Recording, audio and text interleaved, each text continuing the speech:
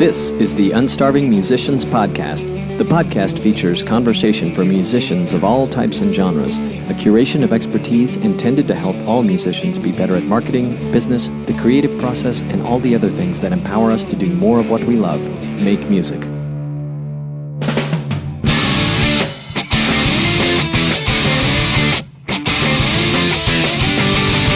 Hola amigos, this is Robanzo, aka Roberto. This episode of the Unstarving Musicians Podcast features yet another one of my good friends, Paul Kent. At the time of our conversation, Paul was on track to perform well over 100 gigs in 2017, which is his norm, and he gets paid well doing it. He's co-host of the wildly popular Gig Gag Podcast, which is a podcast for working musicians. His 11-piece band, the Houserockers, has been a San Francisco Bay Area crowd pleaser for 17 years, and they are showing no signs of slowing down. He's also among the smartest guys I know when it comes to building relationships and successful music collaborations. But wait, there's more. Paul is also co-producer of Los Gatos Music in the Park, a San Francisco Bay Area event that annually boasts thousands of attendees. Needless to say, he knows a thing or two about business, marketing, and live music performance. I think you're going to enjoy this conversation, but pay close attention because Paul shares some extremely valuable insights for musicians. Without further ado, please enjoy my conversation with Paul Kent.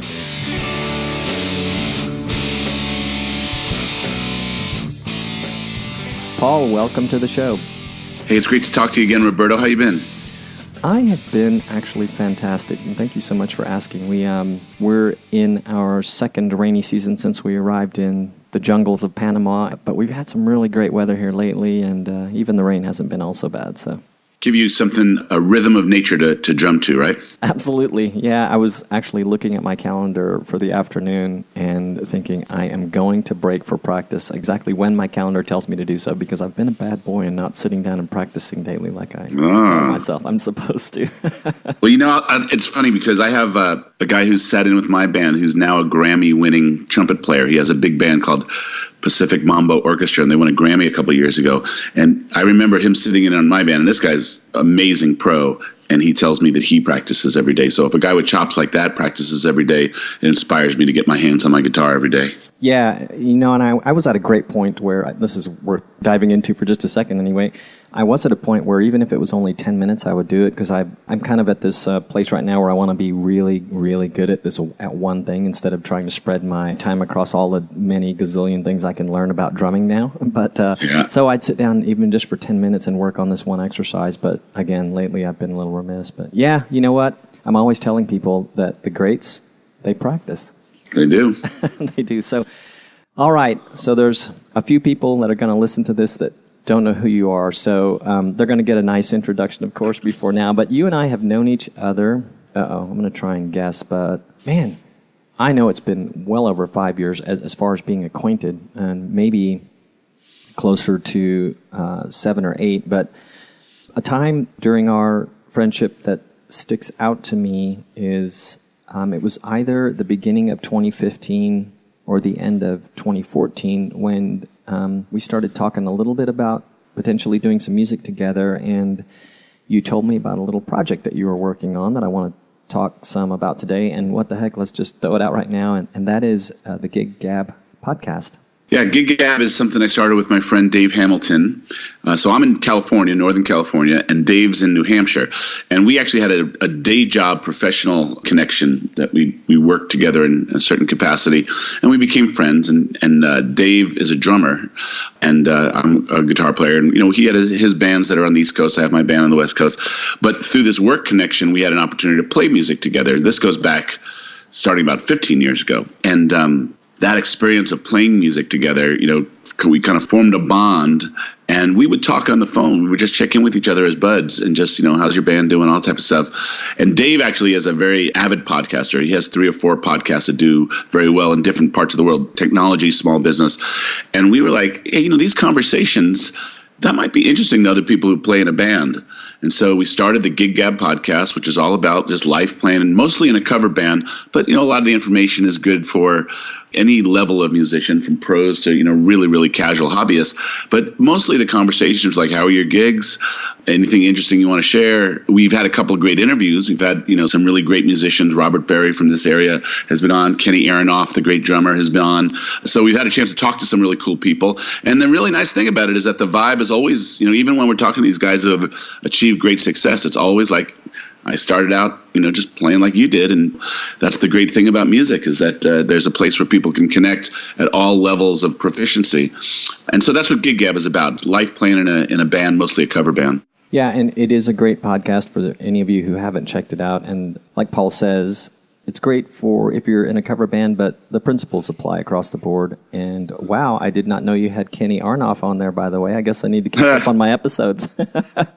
Yeah, that was really cool. I mean, he had some great stories about, jumping between playing for Mellencamp, Fogerty, other things he gets called to do. I mean, he had just came out with a book. And so this was kind of his book promotion things. That's how we got him to come on the show.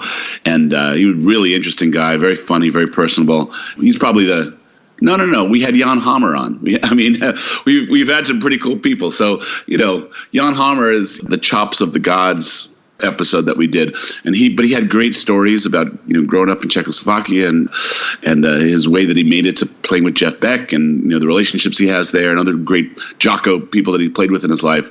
So we've had a couple of really cool conversations, but it's just musicians talking to musicians, not much different than this. Yeah, and I heard the Jan Hammer episode, and I believe I did not know about the interview before I tuned in, and it was kind of just blown away. I was such a huge fan from his early work with Jeff Beck, or his work with Jeff Beck, and watched some other things he did. He's a really incredible musician and sounded like a wonderful guy too. Yeah, he's a really sweet guy. Okay, I want to talk also about the Houserockers. They are a band that they're synonymous with you in my mind, and you've had them going for a long time. The Houserockers, for those of you who aren't familiar with them, are a relatively large ensemble, and by my normal band standards, very large. And you can tell us how many people are in there in a second, but they are a predominant cover band, do a lot of rock and soul. They're really, the word gets thrown around a lot with bands who are promoting themselves, and the word I want to use is premier, but they truly are a premier a band in the San Francisco Bay Area, and you've probably ventured outside of that area as well. But a couple of things I wanted to ask you about the Houserockers, because I know you guys have been together a long time, and you can tell us exactly how long, but what inspired the formation of that band, and did it start out that big? And secondly, what's been your secret sauce to holding them together so long? All right, great questions. This is the 18th year that the Houserockers have been together. So I started the band 18 years ago. It was me, and my brother was playing the other guitar, and then we happened to meet a guy who was a drummer, and then through the magic of Craigslist found a bass player, and we were in this little tiny rehearsal studio for that first year. Yes, my idea was always to have a big band. So there's a couple things. My wife I put the guitar down for a long time when I was raising kids, and I didn't really play at all.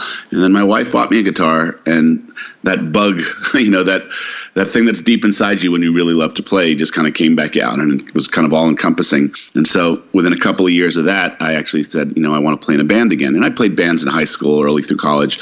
But then, like I said, when I started having a family, started, building a day job career, I put a guitar down entirely. And so I picked the guitar up, really just felt that feeling again and knew that I wanted to put something together. Didn't know anybody in my local scene, literally nobody. My brother had been playing a little bit longer than I. He had kept it up after I had put it down. And so him and I got together and hey, this would be fun. But I'm originally from the East Coast. I'm from the New York area.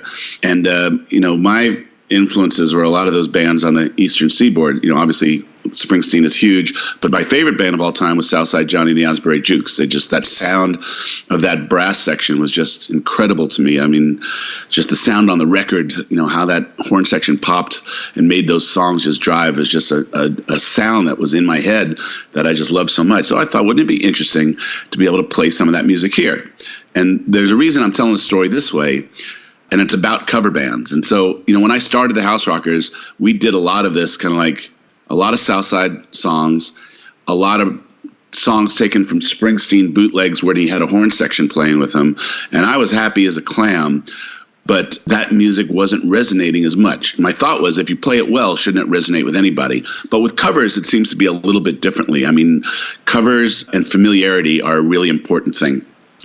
My thought at the time was, well, if people would go listen to original music, they wouldn't know that either. So if it's good music, won't they like it? But really, the path to covers, when you're quote unquote competing with other bands for gigs, who's going to get people up dancing? Who's going to get people, singing along, enthusiastically buying into the vibe of the cover band? So I actually, after, a couple of years, started to ease it back, and we stopped doing as much of that material.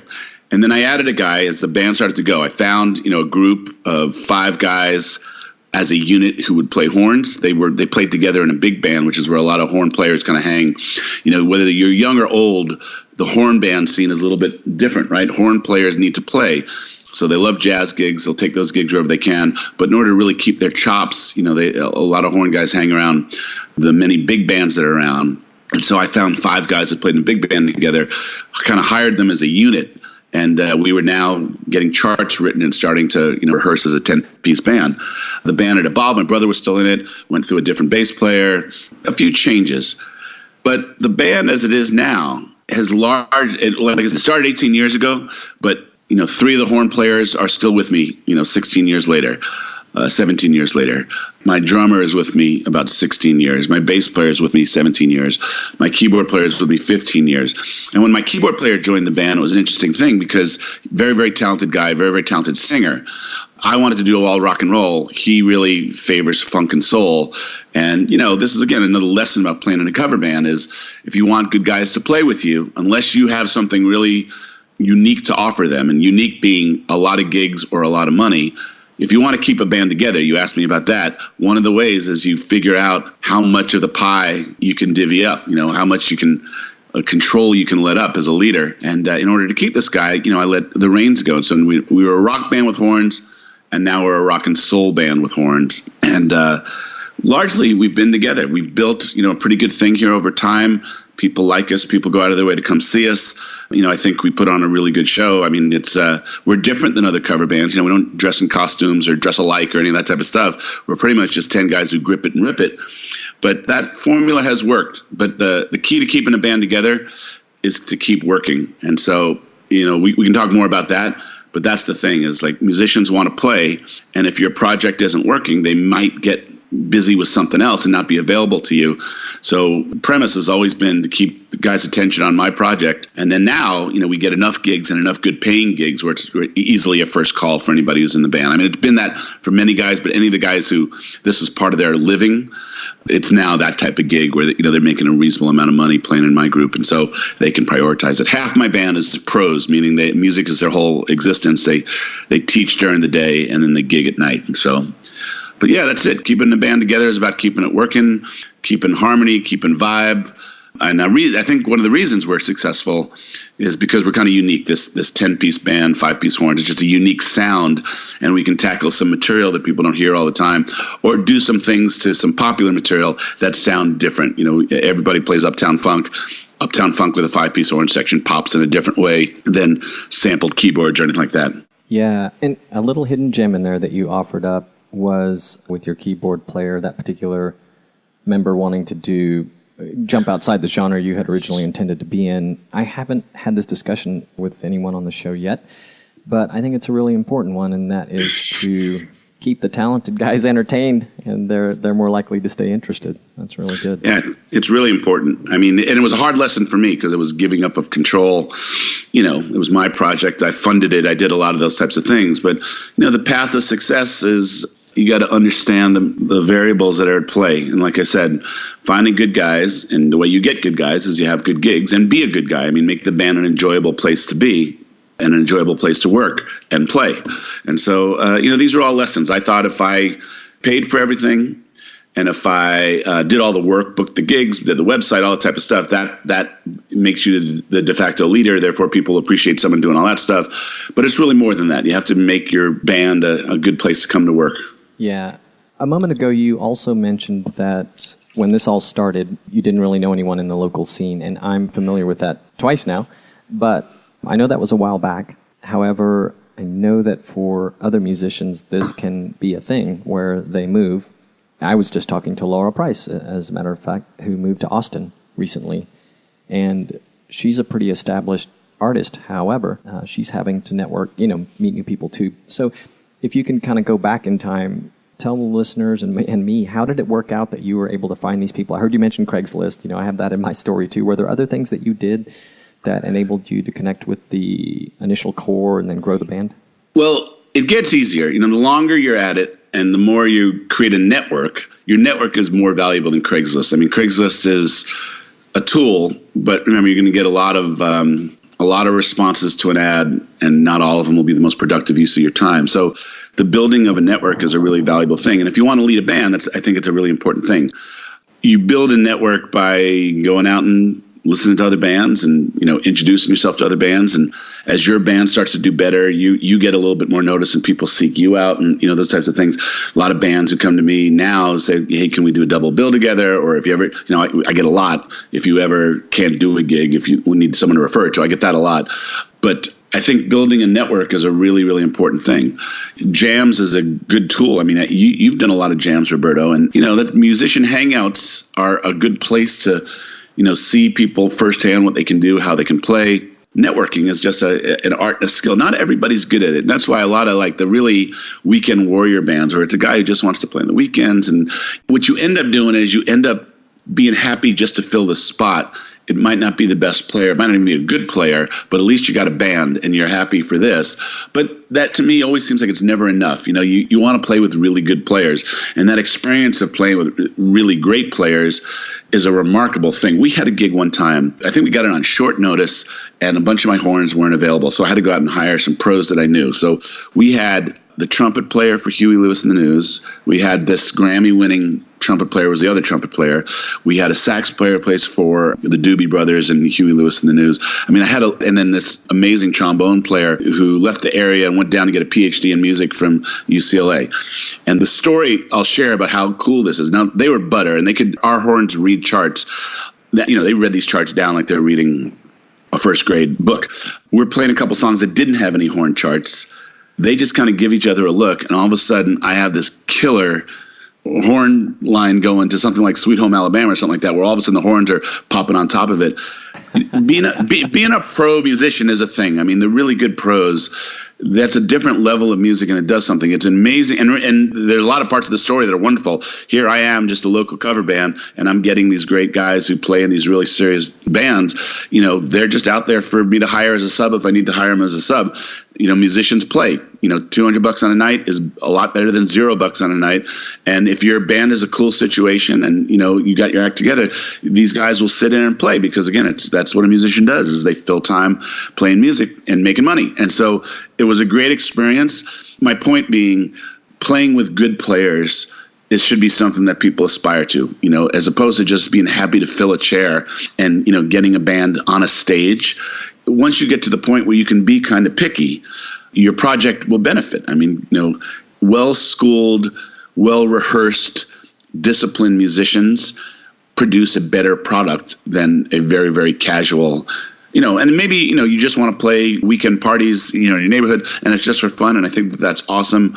But if you want to get serious, you're asking about, building networks and all that type of stuff. If you want to get serious and really play, try and surround yourself with really good players, create a good situation for good players to hang out with, get out there and create a project that you can be proud of, and go out and, talk about it, share it, be cool to other musicians in your area, be supportive. That gig gab to me is kind of a labor of love. When I'm not playing music, I love to talk about playing music. And so if any of my experiences can help another musician, that's cool.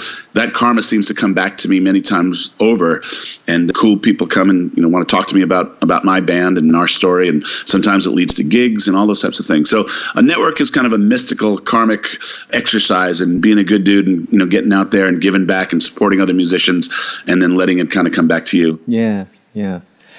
The other remarkable thing about it, with aspiring to play with great musicians, is there's always something more to aspire toward. There's just today, I'm sure you would agree, such an endless supply of great musicians. And depending on where you live and work, your supply may be greater, but technology and travel, of course, enables us to do so much that years back I know that you can relate that wasn't quite as easy. Real quick, before I move on to another question here, can you say the name again of the band Southside Johnny and... The Asbury Jukes. Asbury Jukes. Is that Asbury spelled like Ashbury? Is that in reference to the park? Yeah, well, it's Asbury Park, so no H, A-S-B-U-R-Y. Okay.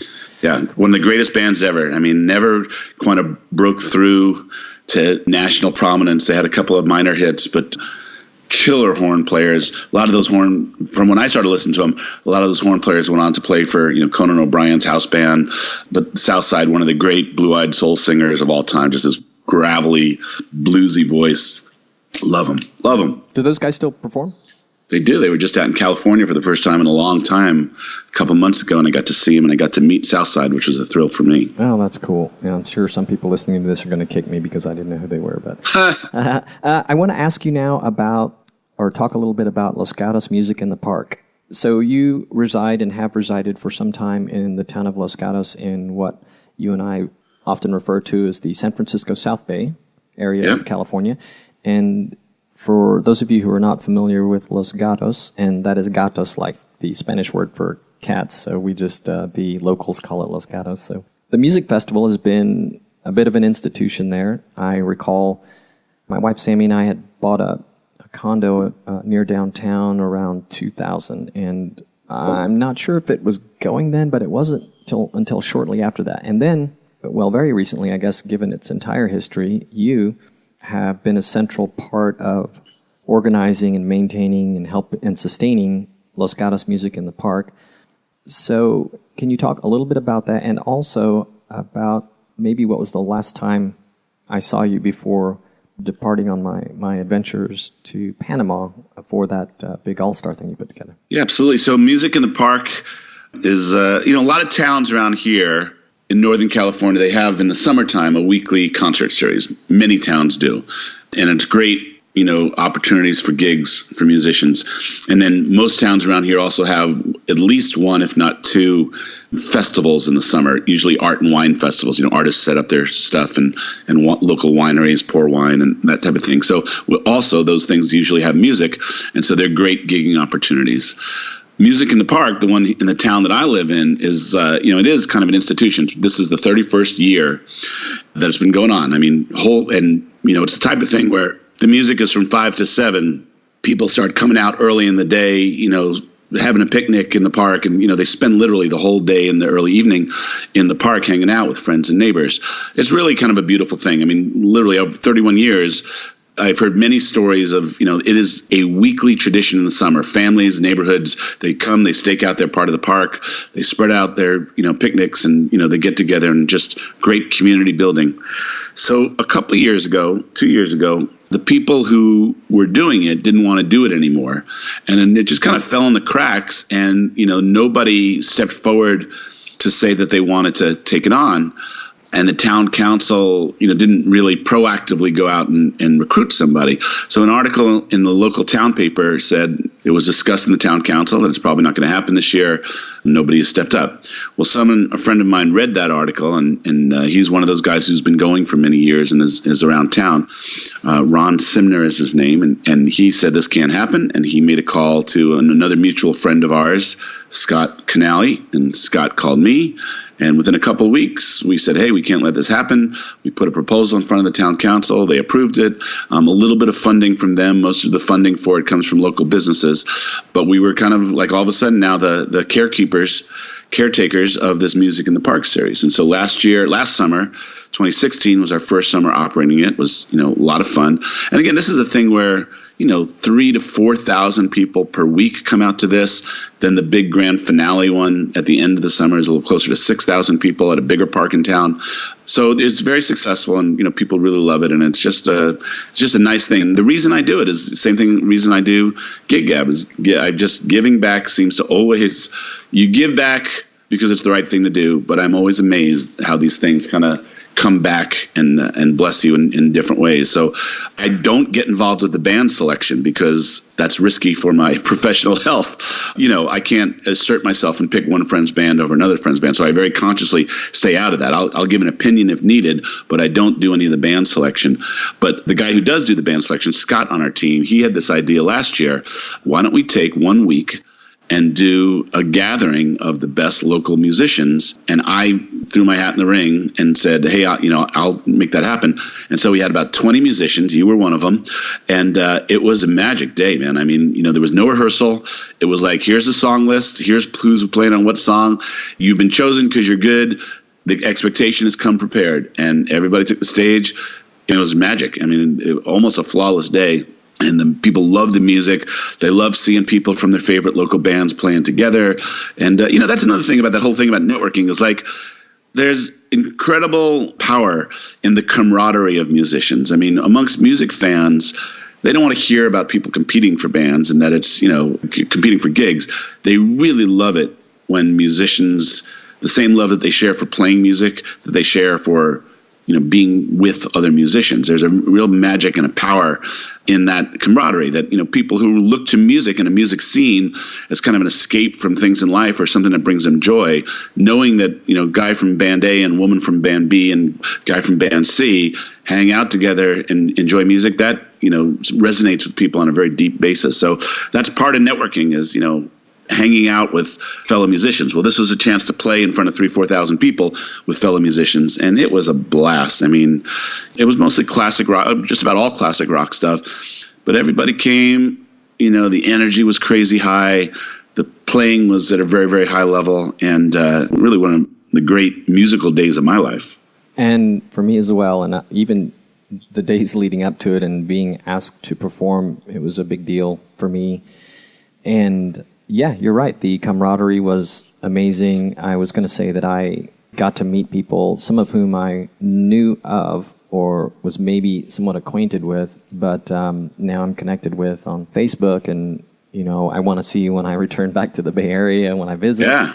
So it was very cool, very cool. And what stunned me was this morning as I was looking over all things Paul Kent on Facebook, I saw Los Gatos Music in the Park, and that same special event is about to roll around again. It is, and I passed the baton onto our mutual friend Steve Psychotis this year. I didn't have the time to actually do all the cat herding of getting the band together and shepherding the material and all that type of stuff. So I passed the leadership of this on to someone else, and he's done a great job. And mostly the same players. We're missing you for sure, and got a couple of other people that are poking in that are new this year, and a couple that couldn't make it this year. But the core is pretty much the same. And yeah, it's going to happen this weekend, and we're looking forward to another magical day. The irony is, my wife Sammy has a trip planned to go to a wedding just the following weekend, and I had opted not to go. Of course, we would have missed it anyway, but I didn't even think about it. But anyway, yeah, the irony is was so close, yet so far.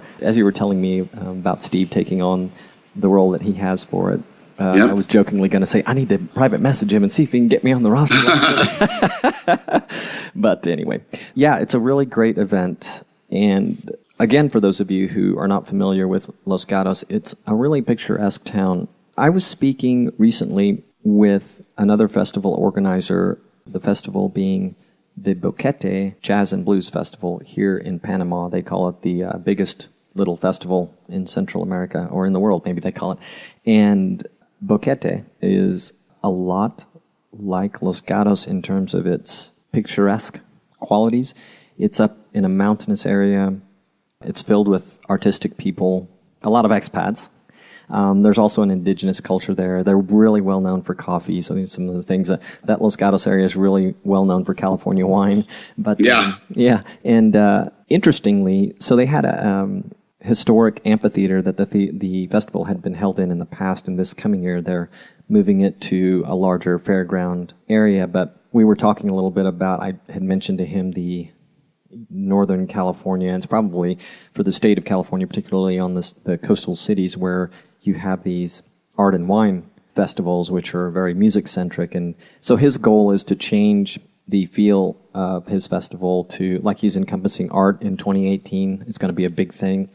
And he doesn't see the wine thing happening in 2018 because there's just some kind of bureaucracy and planning and things, but he hopes to have some of that as well in the following year. But I bring him up because I wanted to tell you about the town. Maybe you'll check it out online. But I asked him something I thought would be super interesting for all musicians to hear an answer to. And since you share a similar role in that you're an organizer, a manager of a sizable festival, the question is, what advice would you give to musicians or bands that aspire to be on the calendar, on the festival stage for the Los Gatos festivals like Los Gatos Music in the Park, or specifically for Los Gatos Music in the Park?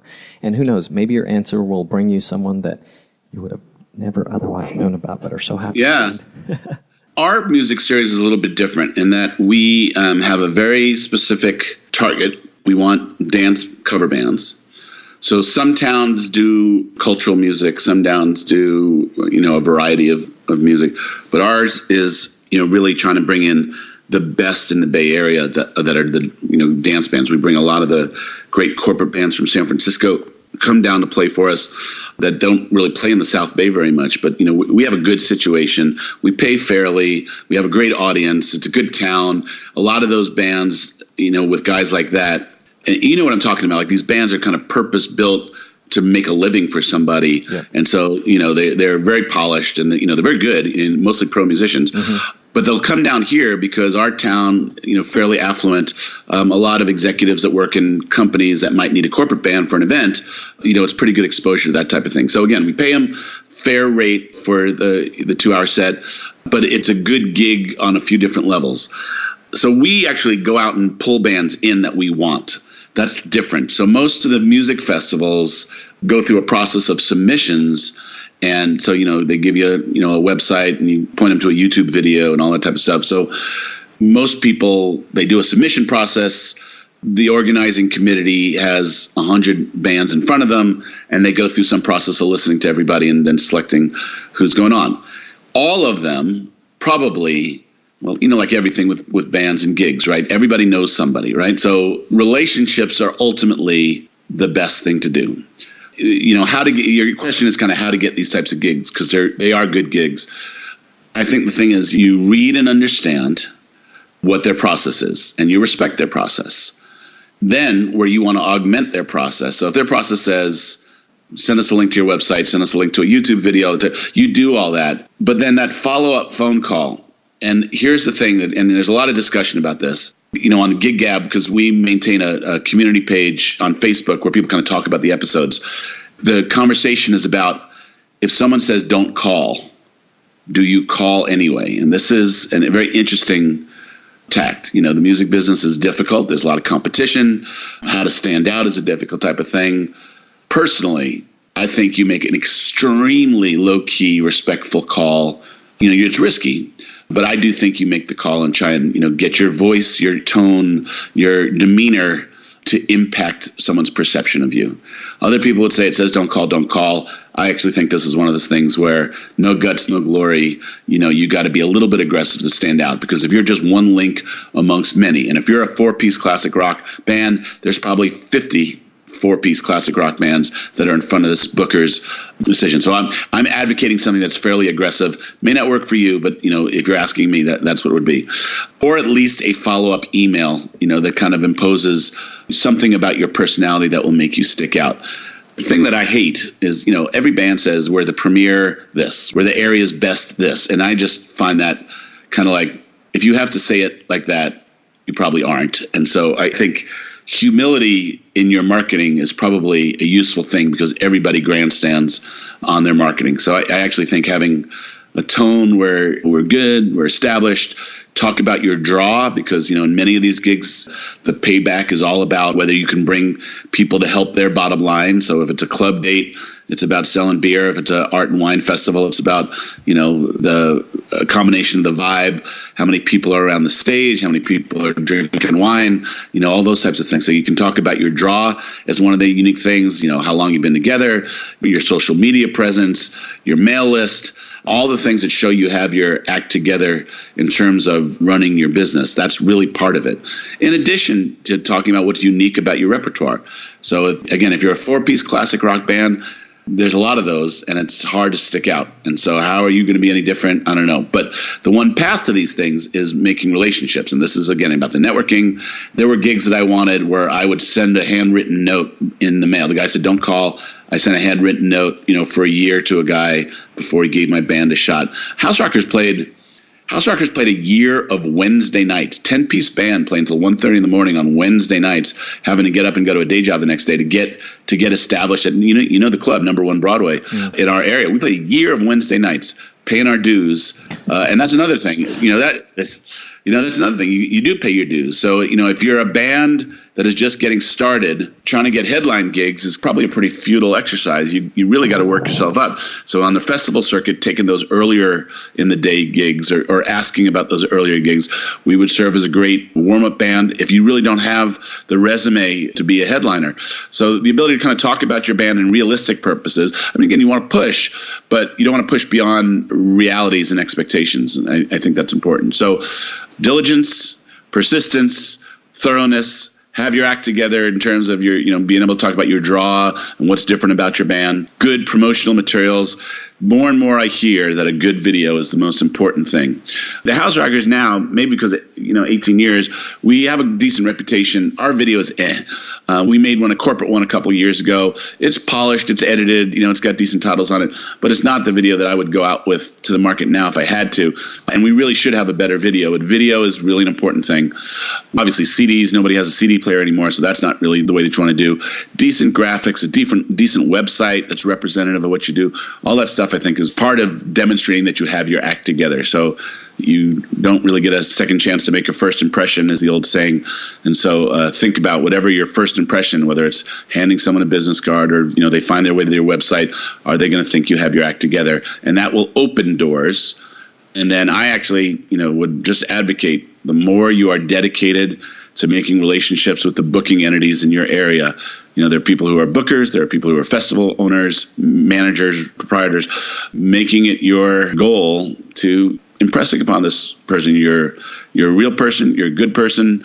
You put together a good group that is going to entertain and be a benefit to, whatever event you get asked to play.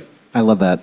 I think that the Houserockers should get a videographer to one of your upcoming outdoor gigs and put a montage together. It'll get you something quick, probably pretty darn affordable, and I bet you'll like it. That's just my suggestion. Yeah. I love how you started that in the, if it says don't call, do call anyway. I emailed someone who welcomes emails. He's a pretty legendary startup founder guy, and asked him the very question. He almost says, don't ask me because I'm not going to do it. And that was to be on, if he would consider being on my podcast.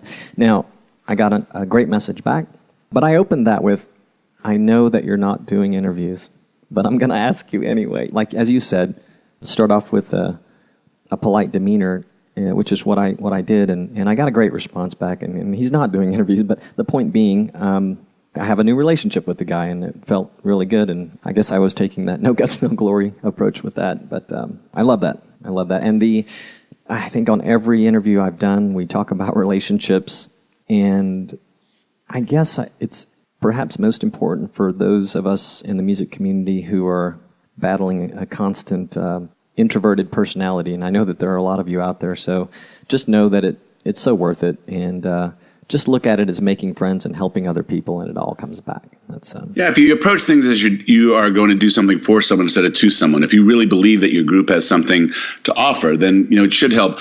That introverted personality is an interesting thing with musicians, right? Because you want to be on stage emoting your music, but the process of selling yourself and doing it, and that will make a tough road versus somebody who embraces that challenge of going out. But I mean, again, if your frame of reference is that the music that I make is going to make somebody happy, is going to do something for someone, it might be able to kind of shift your frame of reference and when you go out and talk to it. But it's the reality. Everybody has a brother or knows somebody who has a band. Everybody. So to get a band for something simple is simple. And then we've gotten to the point now where we don't go out unless it's a good gig, and we actually have mostly a financial minimum for our band now. Not that it's not like a set in stone. I mean, if it's a good gig that we want to do, we might consider less than our financial minimum, but we've kind of raised our stuff. And now, again, we're up for gigs against those bands I was talking about before, these really polished, slick corporate bands out of San Francisco. We don't dress like that. We're not as slick as that. But we do have a different sound, and we do have great energy. You know, our shows seem to get their heart pumping. And so, you know, and this is all by design. And so, you know, when I go out and sell our group, I have to kind of focus on what do we have. You hold up a picture of our band and a bunch of guys in jeans, you know, and, look fine. But, you know, against these really, really slick packaged corporate bands, you know, I better have something to say as to why we should get a gig. And we played, you know, for a major tech company in this area, you know, great payday. And, people liked our vibe. Instead of it being too slick, they reacted to our, you know, like really, really good playing and a really amazing sound. And again, nobody around here puts a 5-piece horn section on stage for a rock band. So it's a very different sound. And that's what's unique. And I guess that's what I'm saying is, what is unique about your band? It's really hard if you're a 4-piece classic rock band, you know, a bunch of guys in their 50s. You may work, but it's, around here, there's a lot of those. Even if you're really good, there's a lot of those. So then what do a lot of them do? They hire a female front person. And again, there's a lot of those. I mean, that format works a little bit more than 4 guys. You know, it sticks out a little bit more, and you can do a little bit more vocally with that type of format. But again, it's what is different about your band, and is it right? If you're a Genesis tribute band, you're probably not going to play a lot of dance clubs, right? You know, but there's a gig out there for you where it's listening and it's a concert series environment, and you got to figure out which those are. What's a good match? Where are you able to do something for people instead of 2 people, or instead of just for yourself? So is it safe to say a Genesis tribute band is not going to make the Los Gatos Music in the Park Festival stage? Because I've had a friend really egging me on to put one together. Well, I'll tell you what, they wouldn't make that gig, but put it together and I will go see it for sure. Yeah, that's good stuff. I want to ask you about your background from an education perspective, particularly in music. Tell me, well, I was going to ask you, are you a little like me in that you did not have a lot of formal training as a young student and maybe pursued a little bit as a younger guy and perhaps have done as much or more here later in life? Yeah, absolutely. I mean, I picked up the guitar, and part of my early guitar training was beginning with reading. So the very, very fundamentals of reading. But like I said, I put it down for so long, and I didn't pursue a formal music education. And you can get pretty far with that as a cover band musician, you know, just if you have a decent ear. And then, you know, obviously when I picked things up, it wasn't even all the resources that were on the internet at the time. So, you know, I had a decent fundamental understanding of how to be a guitar player and how to play in a band, and a very, very rudimentary set of, you know, formal training chops. And then, interestingly enough, in my band, and this was, you know, kind of going back and talking about playing with pros, it's been an incredible music education to play with guys who are, you know, formally trained, not only formally trained in their instrument, but formally trained at music. So we have 10 guys making sound, and sometimes when something clashes, the ability to decipher those things, the subtleties in being able to explain to a drummer, you know, what a beat is, or what time, or how to count something in order to hit some of these funky stops, or, you know, or syncopated things. You know, all that stuff requires, again, you can go a far way, especially as a guitar player, playing. But I can't say enough how much I wish that I'd had a much more rigorous formal music education to be able to, like, you know, especially as a leader of a band. So I have a guy in my band. People in my band have different functions. I have one guy who's kind of the musical referee. So if something's not working, he's the one who figures it all out. And from a theory perspective, can comment back to the guy who wrote the horn charts, what's working, what's not working. And also can I actually help our drummer, who also doesn't have a formal music education, you know, how to count off certain things. So that helps. I have another guy in my band who arranges all our harmonies. He's a keyboard player. He sits there and, you know, he figures out 3 or 4 part harmonies that we sing. He has a little bit more theory training than I do, and he applies that to kind of figure it out, but also like an amazing ear. And so I would say that if I had to do over again, I would love to be able to have that the skill set of being able to talk the technical language of music. It is a very helpful thing as you go farther down. And it also is a little bit that gives you some credence when you want to play with better. Ultimately, your playing is the most important thing. But, the ability to kind of talk about the nuances and the technicalities of making music is a really good asset and a really good skill. It is, and I can only imagine how educational it's been for you with all of those guys. I had a regular gig with one of those guys. Perhaps you were referring to a moment ago. You're a bass player, and being around him and others like him have really helped me a lot in terms of that just sort of unanticipated education and professionalism. So, yeah, it must be amazing. It's a real thing. I mean, and this guy who we both have played with, he's a brilliant human being, but his deep knowledge of music makes my band more musical, as opposed to just kind of like, like in a lot of cover bands will do this, you'll just kind of steamroll over certain parts. He really helps us to have some subtlety and, to be right, just sonically correct in certain things. And it keeps 10 guys from sounding like a train wreck. Yeah, and for those of you who have that gift, this particular individual we're talking about has another gift that really makes him a heck of a package, and that is he knows how to lift everyone around him. And you probably know exactly what I'm talking about, but by his playing skills and by his constant supportive demeanor before, during, and after gigs is just fantastic. So yeah, he's a musician's musician. He loves being around musicians. He needs it. I mean, that's one of the beautiful things about our friend. His comfort zone is being around musical people and smart people and talking about these types of things. I mean, he's someone who loves complicated music, Genesis, King Crimson, that type of stuff. But he has his deep understanding applies so elegantly to being able to decipher, a Motown vibe, or even if it's simpler technical music, being able to kind of talk about why something isn't working, being very sensitive to grooves and meter and helping to keep a drummer, and that's what a good bass player will do, right? Helping to keep a drummer, on the tracks. And so, every band should have someone like that. Ideally, it's the leader, because it's one more thing that can kind of you can kind of drive your own ship if you're the guy who can kind of negotiate musical differences. It's a really tremendous skill to have. Yeah, agreed. Switching gears, I wanted to ask you, as we get close to the end of our time together here, before I left the Bay Area, you were organizing some jams at a place called the Cats of Los Gatos, or the Cats near Los Gatos, whatever it's called. Are you still doing that? No. I'm not a jam guy. I don't go to. I sat in the house band of one jam thing. I'm not really a jam guy. Let me rephrase that. Hold on. It was because I think you did it at least for a while. It was more of a tribute type thing, and I referred to it as a jam, and I'm referring specifically to a Beatles thing, that kind of tribute thing that happened there. Was that your doing? No. Or did you? Okay. I just played. Okay. Yeah. Those types of things are fun to me. So my musical projects are I play solo acoustic shows. Yeah. And I play in a trio with two of my friends that you know very well. And that's really great harmony workout. I'm not a natural singer.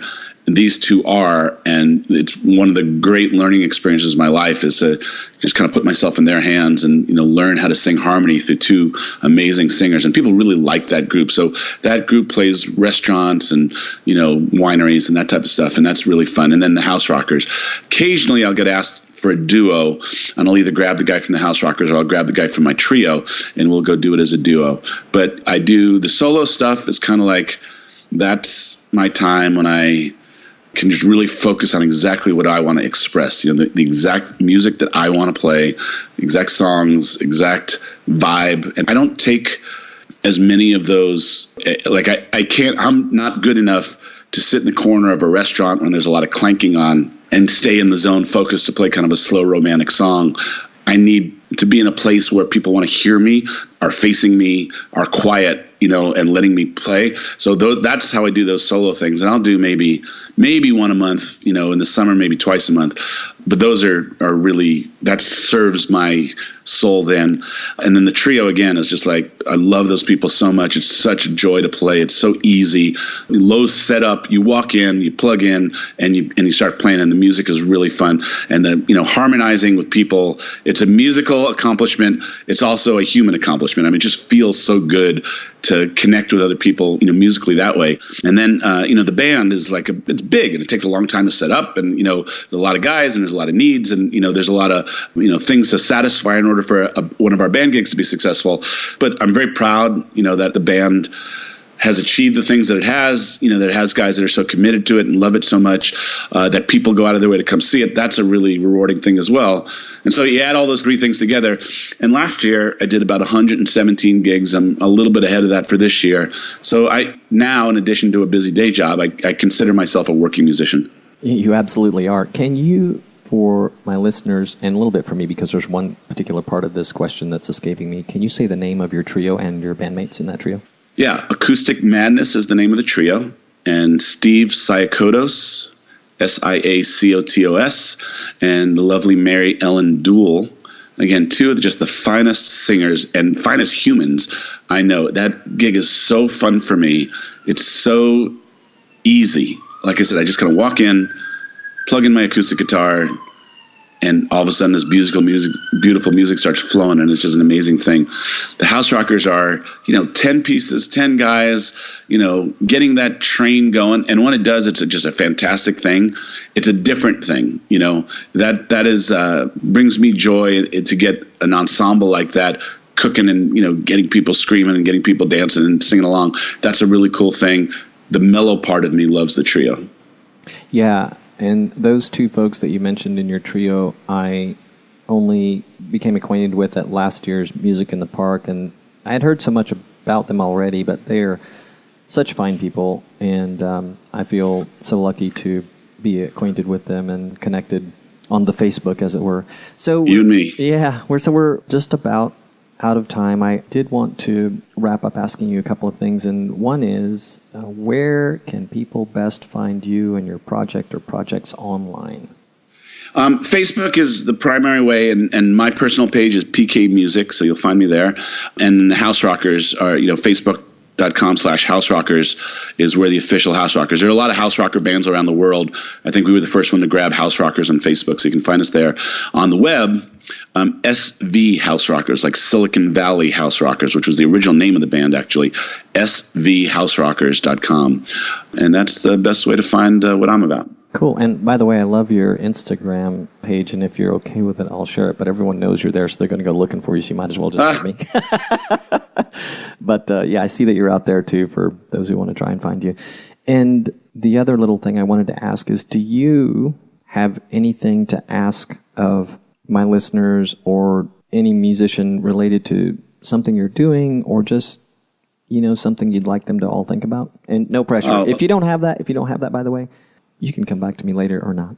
No, I'm not selling anything, and it's nothing like that. It's just I just think it's good for us all to try and help each other out. I just think live music is a endangered species in many places, and so part of the joy of being a musician is being around other people who just have this in their soul, this thing in their soul that they need to get out.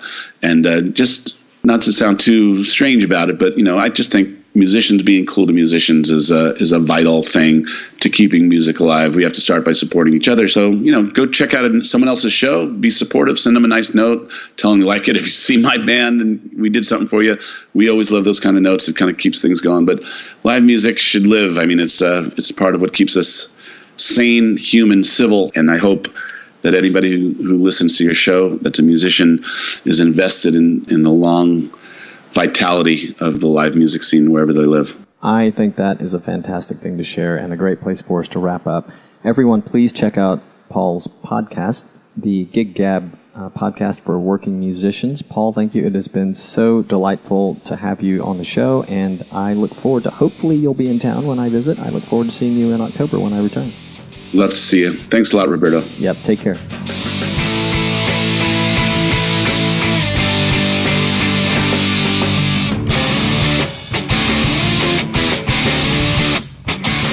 Hey, this is Robonzo. Thanks so much for listening. Did you know I'm also an author? Check out my book, The Unstarving Musician's Guide to Getting Paid Gigs, How to Get Booked and Paid What You're Worth Over and Over Again, available on Amazon. And the book is also available in audio format as the Unstarving Musician's Guide podcast. Check it out wherever you get your favorite podcasts. Last but not least, are you a gigging musician, recording artist, songwriter, or touring professional? Perhaps struggling to get your music out to the world? Struggling to get the gigs you want? Pop over to unstarvingmusician.com and sign up for my email list. I'll send you an occasional email with tips, expert advice, music, musician resources, and anything else I come across that might make your journey better and brighter. With much gratitude, peace, love, and more cowbell.